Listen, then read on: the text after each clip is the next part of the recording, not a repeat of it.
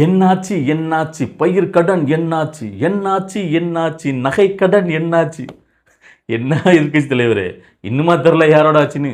தமிழ்நாட்டுடைய தங்க மகன் தளபதி முதல்வர் விஜயோடைய ஆட்சி. என்னது, எங்க தலைவர் மட்டும் இப்ப இருந்திருந்தா விவசாய பெருங்குடி மக்கள்லாம் இப்படி கஷ்டப்பட்டிருப்பாங்களா? டெல்டாலாம் இப்படி காஞ்சி போயிருக்குமா? காவிரி நீர் எப்போ ஓடோடி வந்திருக்கும். அடேங்கப்பா!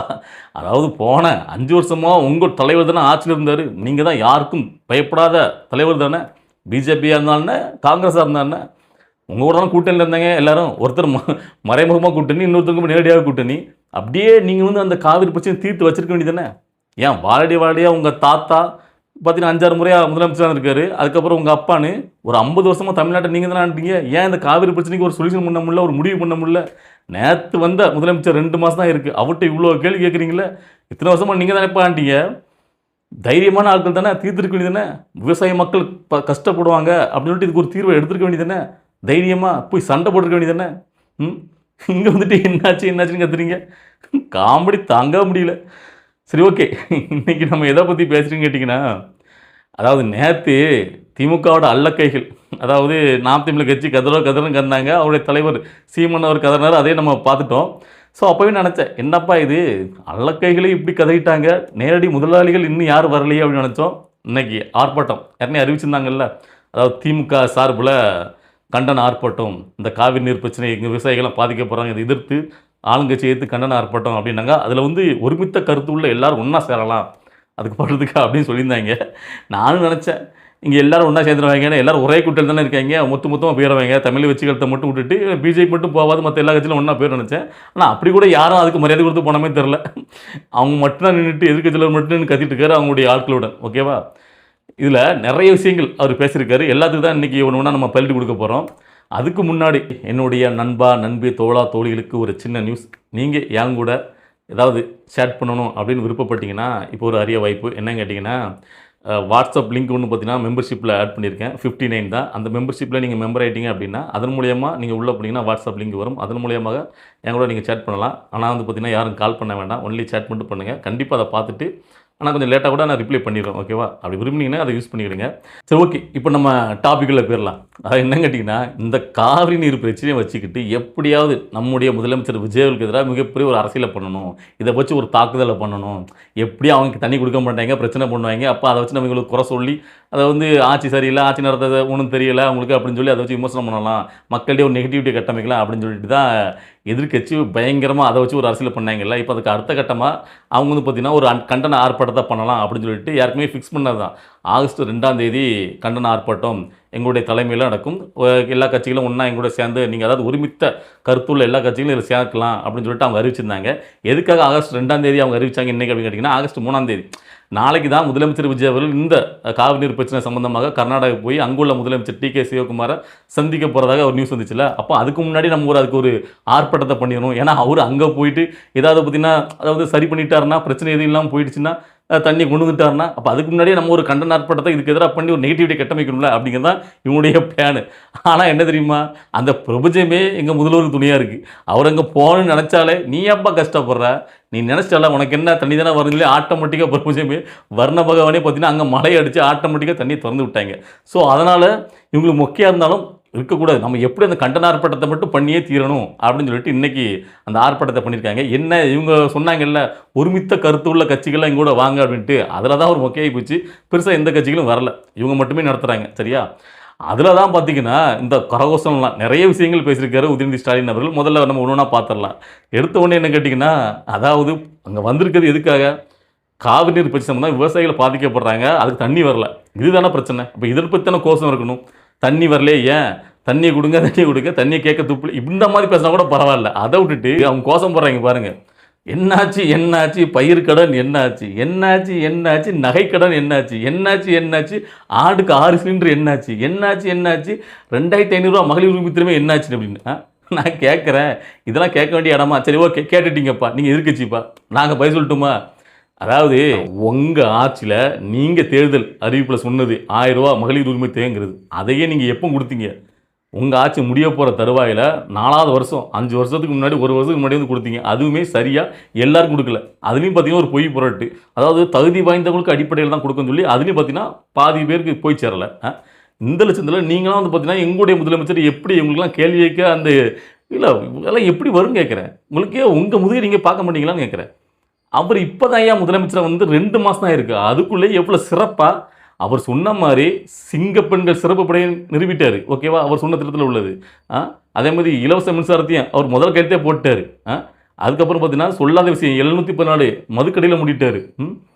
இன்னும் எவ்வளோ விஷயங்கள் சிறப்பாக வந்து பார்த்தீங்கன்னா விவசாயிகளுக்கே அவர் முதற்கட்டமாக 75,000 வரைக்கும் பார்த்தீங்கன்னா தள்ளுபடி பண்ணிட்டார். நான் அடுத்த கட்டம் ஃபுல்லாக பண்ணிடுவார். எல்லாத்தையும் சிறப்பாக பண்ணிட்டு இருக்காரு. நீங்கள் வேற வலிச்சு வச்சுட்டு போயிருக்கீங்க கஜானாவை. அவர் வந்து அதை மீட்டு எடுக்கணும்ல. 2 மாதம் தான் இருக்குது. அதுக்குள்ளே அதை பண்ணலையே இதை பண்ணலையே. இவங்க ஆட்சிக்கு வந்து அதாவது நல்லா பார்க்கணும். இவங்க வந்து பார்த்தீங்கன்னா காலங்காலமாக இவங்க அரசியல் அனுபவம் வச்சவங்க. இவங்களே வந்து பார்த்தீங்கன்னா சொன்ன எதையுமே இங்கே பண்ணலை. அவ்வளோ பார்த்தீங்கன்னா ஏமாத்தியாச்சு. இங்கே எந்த ஒரு அரசியல் பின்புலம் இல்லாமல் வந்துடுது. அவர் இவ்வளோ சிறப்பாக பண்ணிட்டு இருக்க 2 மாதத்தில். இதில் கேள்வி வேறு. கேள்வி கேளுங்க, நாங்கள் நல்லா பயிரிட்டு கொடுப்போம். ஏன்னா உங்களுக்கு பயிரிட்டு கொடுக்க எங்களுக்கு நிறைய விஷயங்கள் இருக்குது. அதுக்கப்புறம் என்ன சொல்கிறாருன்னு கேட்டிங்கன்னா, அதாவது பார்த்தீங்கன்னா இவர் டம்மி பீஸ் முதலமைச்சர். அதான் கர்நாடகாரன் தண்ணி தரல, இவர் போய் எதுவுமே வாங்கி திறக்க மாட்டேங்காரு. இதே நம்முடைய முதல்வர் இருந்திருந்தா, எங்கள் தலைவர் இருந்தால் இப்படி விவசாயிகள்லாம் பார்த்தீங்கன்னா அப்படி கஷ்டப்பட விட்டுருப்பாரா? இங்கே வந்து பாலைவனமாக மாறி இருக்குமா? நான் கேட்குறேன். யார் இருந்தாலும் அவங்க கர்நாடகாரங்க உடனே வந்து பயந்துக்கிட்டு தண்ணியெலாம் எப்பவும் கொடுத்தது கிடையாது. நல்லா புரிஞ்சுக்கணும்.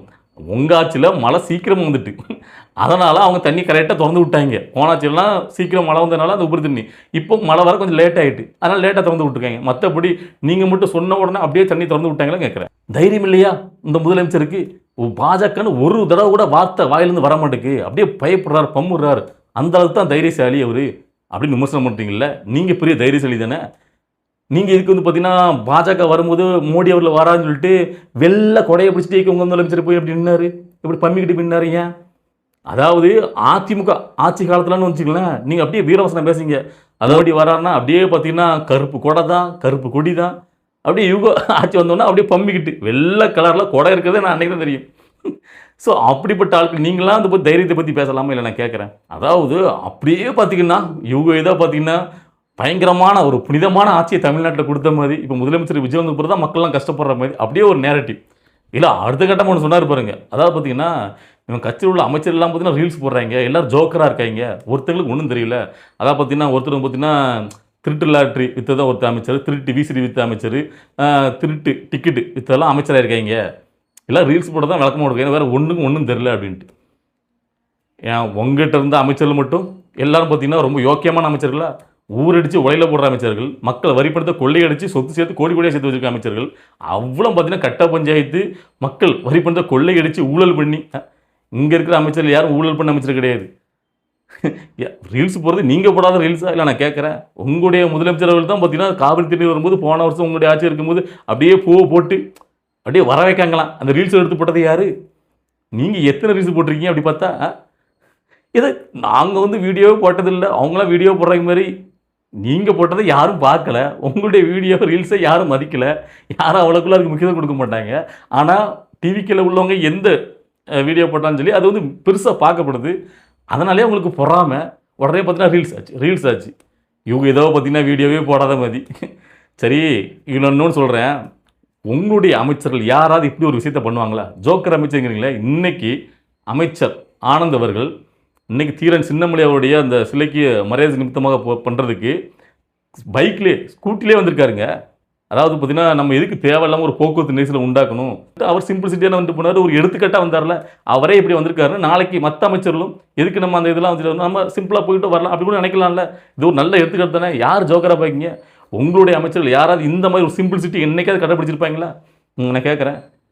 எவ்வளோ நக்கல் நையாண்டி மக்களை பார்த்தா அவங்களுக்கு கிள்ளுக்கிறதே தெரியும். ஓசிங்கிறது அதுங்கிறது, மனு கொடுக்க வந்தால் அது வாங்கி தலையில் அடிக்கிறது. இதெல்லாம் இன்னொரு அமைச்சர்லாம் பார்த்தீங்கன்னா அப்படி காலில் வந்து செருப்பை வந்துட்டு செருப்பை மாட்டி விட சொல்லுவாங்க. அந்த அளவுக்கு நீங்களாம் வந்து பார்த்தீங்கன்னா ஒரு பொது மேடையிலே வச்சுக்கிட்டு உங்களுடைய அமைச்சர்லாம் பார்த்தீங்கன்னா நீ வந்து எசிதனமா நீ எசிதனமா அப்படிலாம் கேட்டிருக்காரு. யார்? பொன்முடி தான். ஸோ இப்படி இருக்கிறத வச்சுக்கிட்டு அவங்க அமைச்சர்லாம் பார்த்தீங்கன்னா ஏதோ பெரிய மிகச்சிறந்த அறிவாளிகளாகும். இல்லை அப்புறம் என்ன சொல்கிறீங்க? அதாவது வேளாண் துறை அமைச்சர் அந்த வேளாண் பட்ஜெட் அறிக்கையை போயிட்டு திருப்பதி கோயிலில் வச்சு சாமி கும்பிட்டு வராரு. இந்த மாதிரி இருக்காங்க பாருங்கள், எல்லாம் ரீல்ஸாக ஜோக்கராக திடுறாங்க அப்படின்னு சொல்கிறீங்களே. ஒரு அமைச்சர் முதலாக தன்னுடைய வாழ்க்கையில் ஒரு அரசியலில் வந்து பார்த்திங்கன்னா ஒரு பட்ஜெட் தாக்கல் பண்ண போகிறாரு. அவர் வந்து பார்த்திங்கன்னா கடவுள் நம்பிக்கை உள்ளவர், போய் கோயிலில் வச்சு சாமி கும்பிட்டு எடுத்தார். அதை வந்து பார்த்திங்கன்னா பெரிய நக்கலாக விமர்சிக்கிங்கன்னா அப்போ நேராக போயிட்டு உங்களுடைய தாத்தா கலைஞர் கருணாநிதி அவருடைய சமாதியில் போயிட்டு வச்சு கும்பிட்டு வந்தால் அப்போ அதை ஏற்றுப்பீங்க, அது சரி அப்படின்னு. அது வந்து ரொம்ப நல்ல விஷயம், ரொம்ப அறிவார்ந்த செயல். என்ன இது உங்களுடைய ஆட்சியில் எம்ஆர்கே பன்னீர்செல்வம் அவர் அதானே பண்ணார் எம்எல்ஏ. உங்களுடைய வேலை இந்த பட்ஜெட் தாக்கல் பண்ணும்போது அங்கே போய் வச்சு தானே கும்பிட்டு எடுத்துருந்தார். அது அப்போ சரியா என்னன்னு கேட்குறேன். இல்லை, கோயிலில் போய் சாமி கும்பிட்டுட்டு ஒரு கடவுள் நம்பிக்கையில் அதை வச்சு அவர் கும்பிட்டு வந்து தப்புன்னா, ஒரு இறந்து போன ஒரு சமாதியில் வச்சு கும்பிட்றது சரியா இல்லை நான் கேட்குறேன். அது வந்து அறிவார்ந்த செயலா? இல்லை, இவ்வளோக்குள்ள தமிழை வச்சு கருத்தில் உள்ள அமைச்சர் எல்லாத்தையும் ஜோக்கரு அப்படின்னு விமர்சனம் பண்ணுறீங்கல்ல. நீங்கள் கடந்த ஆட்சியில் விளையாட்டுத்துறை அமைச்சராக இருக்கும்போது அப்படி என்னத்தை செஞ்சு கிழிச்சிட்டீங்க சொல்லுங்க பார்ப்போம். என்ன பண்ணீங்க தெரியுமா? அதாவது அவ்வளோக்குள்ள பார்த்தீங்கன்னா ஒரு பெருமை பீத்தல் கணக்கா மக்களுக்கு எவ்வளோ விஷயங்களை பண்ண வேண்டியிருக்கு. அதெல்லாம் விட்டுட்டு மக்கள் எல்லாம் கஷ்டப்பட்டுட்டு இருக்கான், அதெல்லாம் கணக்கு தரல. ஆனால் இவங்க வந்து பார்த்தீங்கன்னா ஒரு ஸ்போர்ட்ஸ் கார் ரேஸ் ஒன்று நடத்துனாங்க தமிழ்நாட்டில், சென்னையில். அதுக்காக அந்த ரோடு முழுக்க பார்த்தீங்கன்னா அப்படியே பார்த்தீங்கன்னா அந்தளவுக்கு செலவு பண்ணி அந்த செஸ் கேரம் இதெல்லாம் பார்த்தீங்கன்னா அந்த போர்டு மாதிரியே பார்த்தீங்கன்னா ரோட்டிலலாம் போட்டுக்கிட்டு பெயிண்ட் அடித்து சைட்லலாம் பார்த்தீங்கன்னா மூடி மறைச்சி என்ன செலவுங்க, கோடி கணக்கில் விரயமாக்கினாங்க. இவங்க வந்து பார்த்தீங்கன்னா ஒரு கார் ரேஸை சென்னையில் நடத்துகிறாங்களாம். அது பெருமையாக, அது வந்துட்டு அதில் பெருமை கிடையாது. இதில் திரும்ப பெருமை விளையாட்டுத்துறை அமைச்சராக இருக்குன்னா நம்ம தமிழ்நாட்டு பசங்களை விளையாட்டுத்துறைகளை கொண்டு வந்து அவங்களுக்கு தேவையான ஃபெசிலிட்டி பண்ணி கொடுத்து அவங்கள ஊக்கப்படுத்தி நம்ம ஒலிம்பிக்கில் கலந்துக்க வச்சு ஒரு கோல்டு மெடல் அடிக்க வைக்கணும். அதுதான் விளையாட்டுத்துறை அமைச்சராக நீங்கள் அதுக்கு வந்து ஊக்கப்படுத்தி நிறைய விஷயங்களை பண்ணணும். அதை விட்டுட்டு இவங்க பெருமை பீத்தமாக ஒரு கார் ரேஸ் சென்னையில் நடத்துனீங்க. அதுதான் நீங்கள் அதாவது என்ன கேட்டிங்கன்னா அதுவும் ஏன் நடத்துனீங்க இருக்கிறது அதுவும் எங்களுக்கு தெரியும், ஓகேவா? அதெல்லாம் வேண்டாம்னு நினைக்கிறோம், அதை பற்றிலாம் பேச தேவையில்லை. ஸோ அப்படி இருந்துக்கிட்டு நீங்களாம் வந்து பார்த்தீங்கன்னா உடனே பார்த்தீங்கன்னா ஏதோ தமிழை வச்சு கொடுத்துல அமைச்சர்லாம் பார்த்தீங்கன்னா ஜோக்கர்கள் அப்படி போகிற பக்கத்தில் யார் ஜோக்கர்னு மக்களுக்கு தெரியும். நல்லா யோசிச்சு பாருங்கள். உங்களுடைய தலைவரோடு தான் போன ஆட்சியில் புலம்புன்னு புலம்பி தள்ளினார். அதாவது நான் டெய்லி நைட்டு நிம்மதியாக தூங்க முடியல, தூங்கி காலையிலே முழிக்கும் போது இன்றைக்கி என்ன ஆயிருக்குமோ, நம்மவர்கள் ஏதாவது யார் புதுசாக எந்த ஒரு பிரச்சனை எடுத்துருப்பாங்களோ அப்படின்னு யோசிச்சுக்கிட்டே எந்திக்க வேண்டியிருக்கு. அப்படி தான் டெய்லி ஏதாவது ஒன்று பண்ணிடுறீங்க, அதனால் கொஞ்சம் அமைதியாக இருங்கய்யா, யாரும் எந்த பிரச்சனையும் சிக்காதீங்க, மக்கள்கிட்ட அப்படி பேசாதீங்க அப்படின்னு புலம்பி தள்ளினது உங்களுடைய முதலமைச்சர். ஸோ நீங்கள் தான் பார்த்தீங்கன்னா அவ்வளோக்குள்ளேயும் பார்த்தீங்கன்னா எல்லாம் கொத்தடிமையாக வச்சு ஆளாளுக்கு ஒன்று வந்து பார்த்தீங்கன்னா எப்படியோ என்னெல்லாமோ பேசிட்டு மக்களுக்கு ஒரு மரியாதை இல்லாமல் அவ்வளோ பேரும் பார்த்தீங்கன்னா தாஞ்சா தினமா. ஏன்னா யாருமே பார்த்தீங்கன்னா படித்ததும் கிடையாதா, அறிவல்லையும் கிடையாது. ஏதோ வந்து பார்த்தீங்கன்னா உங்கள் கூட உங்கள் கட்சியில் சேர்ந்ததுனால அப்படியே வந்து பார்த்தீங்கன்னா வேறு ஆப்ஷன் இல்லாமல் மக்கள் வேறு திமுக அதிமுக அந்த ரெண்டே ஆப்ஷனுங்கெல்லாம் மாற்றி போட்டு நீங்களும் அப்படி தான், உங்களுடைய பங்காளி அதிமுக அப்படி தான் எல்லாம் மிகப்பெரிய புத்திசாலிகளாக இருந்தீங்க அமைச்சர் பதவியில். இப்போ டிவி காட்சியில் கொசல் வந்துட்டீங்க. குறை சொல்ல முன்னாடி நாம் யார், நம்மகிட்ட இருக்கவங்களாம் யாருன்னு பார்த்துட்டு வாங்க. ஸோ அதாவது ஏன் இந்த எதிர்க்கட்சி தலைவருக்கு இவ்வளோக்குள்ளே பார்த்தீங்கன்னா ஒரு கோபம் ஆத்திரம் கேட்டிங்கன்னா அவருடைய மிகப்பெரிய ஒரு கனவு, அது பகல் கனவே போயிட்டுல. அதாவது எப்படியும் இந்த தடவை பார்த்தீங்கன்னா நாம் தான் மறுபடியும் வருவோம், வந்தாச்சுன்னா நம்ம அப்பா எப்படி நம்மளை வந்து பார்த்தீங்கன்னா இப்போ யாருனே துணை முதலமைச்சர் ஆகிட்டார், இப்போ முதலமைச்சராக்கி நம்மளை மகட சூட்டி வச்சுட்டு போயிடுவார். அதுக்கப்புறம் நாம் எதுக்கு இருக்குங்க, பெருசாக யார் இருக்கா நம்மளை எதுக்க, எடப்பாடி தானே, எடப்பாடியெல்லாம் நம்மளை ஈஸியாக உள்ளுக்குள்ளேயே 1008 பிரச்சனை ஓடிட்டு இருக்குது. ஸோ அதனால் நம்ம அப்படி கண்டினியூவாக முதலமைச்சராகவே இருக்கலாம் அப்படிங்கிற ஒரு பயங்கரமான கனவுல இருந்தார்ல. அந்த கனவுல நம்ம தளபதி அப்படியே மண்ணள்ளி போட்டு மூடி போட்டார். அதுதான் இப்போ வந்து ஆத்திரம். இனிமேல் நம்ம எப்படி வந்து முதலமைச்சர் ஆகிறது, அப்படி கொண்டாடுறாங்களே அவரை அப்படின்னு சொல்லிட்டு எங்கெங்கேயா சான்ஸ் கிடைச்சாதான் நம்ம அதை வச்சு நக்கல் நையாண்டி பண்ணலாம் அப்படின்னு சொல்லிட்டு பயங்கரமாக ஏதாவது ஒன்று நாளுக்கு ஒன்றா பண்ணிட்டுருக்காங்க. ஆனால் வந்து பார்த்தீங்கன்னா எல்லாமே முக்கியம் தான் போகுது மக்கள்கிட்ட. ஏன்னா மக்கள் தான் உண்மை என்னன்னு தெரிஞ்சிட்டல. இத்தனை வருஷ காலமாக இந்த திராவிட கட்சியில் என்ன இந்த தமிழ்நாட்டுக்கு பண்ணிச்சிங்க எல்லோரும் பார்த்துட்ருக்காங்களே. ஸோ அதனால் மக்கள் தெளிவாக இருக்காங்க. இவங்க தான் கடந்து கதறாங்க. ஸோ நம்மளுக்கு இதெல்லாம் பார்க்கும்போது நல்ல ஒரு என்ஜாய்மெண்ட்டாக இருக்குது, ஓகேவா? அவ்வளோதான். சரி, ஓகே. இன்றைக்கி இந்த வீடியோவை பார்க்கும்போது உங்களுக்குலாம் என்ன தோணுச்சு, நீங்களாம் என்ன ஃபீல் பண்ணீங்க அப்படிங்கிறத உங்களுடைய கருத்துக்களை கமெண்ட்டில் பதிவு பண்ணுங்கள். அடுத்தது கட்ட அரசியல் நிகழ்வை பார்த்து நம்மளுடைய வீடியோ வரும், வெயிட் பண்ணுங்கள்.